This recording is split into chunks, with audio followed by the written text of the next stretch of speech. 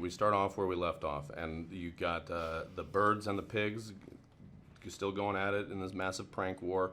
You have, Red is still feeling himself, still being treated like a hero, posters up all over the place, like, everybody walks by him and is very happy to see him, unlike the beginning of the first movie. And that might be a little bit getting to his head. And then as that epic war, starts to come together because there's a mysterious third island that has been discovered, he starts to get very concerned about, well, who am I if we're not having this war anymore? Then what am I if I'm not a hero? Like, people won't like me anymore, and that scares the heck out of him.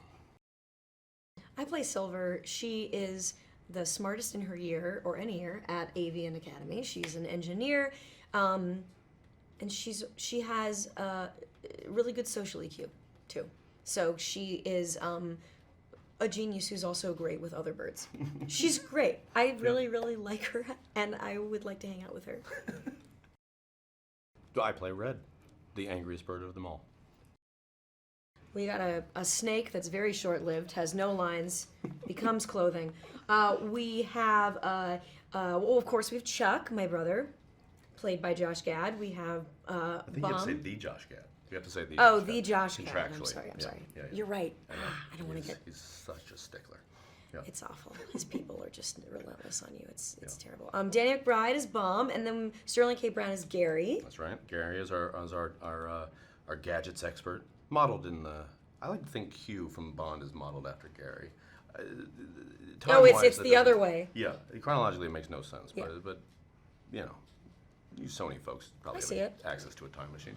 And then we got Bill. I mean, Bill plays the King Pig. Does he have? I forget his name. Oh. Leonard. Thank you, Leonard. Such a good name too. There's so many people in this movie. I mean, Nicki Minaj, Awkwafina, Peter Dinklage, Leslie Jones, Lil Rel. You? Oh my God! Yeah. Stop. Me? Oh my God! Like, Stop it. Please. She's surprised at his growth. I think that she doesn't expect him.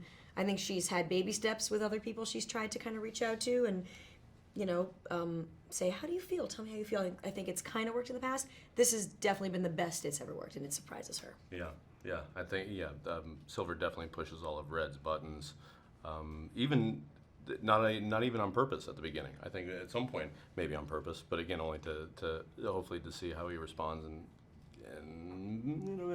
in a way that speaks towards his better, I'd say angels, but let's say his better bird angels. Silver's relationship with Chuck is, they're very close, but also she is tired of being seen as his little sister, but she falls into stuff very easily. Like when he tickles her, she wants, no, respect me, I'm an adult now, but tickling tickles. You can't help but laugh. And that's what family is. You want to be You want to be seen as your own person. No, I'm an adult now, but there are just patterns you fall into that are, it's almost like hardwired from such a young age, and that's family. I mean, I do genuinely love the process of recording, and going in and then constantly sort of like, sharpening, starting out this big, and then you kind of like, it keeps getting sharper and sharper, and you go back and you re-record, but you're never just re-recording for no purpose. Like, it's not just like, to spend money.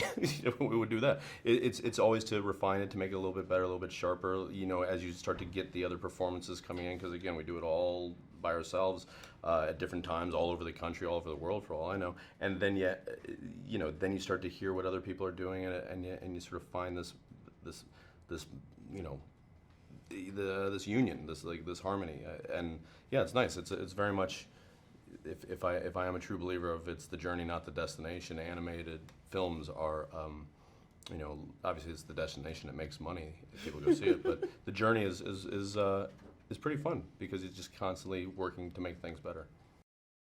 Despite the fact that it's about birds and pigs and they're all talking, I think it's actually some really universal themes. I have to say, every time we get into Red's head about the fear of disappointing everyone and being abandoned, I just find that really relatable, and I'm certainly not a bird who saved an island from pigs, that is very human.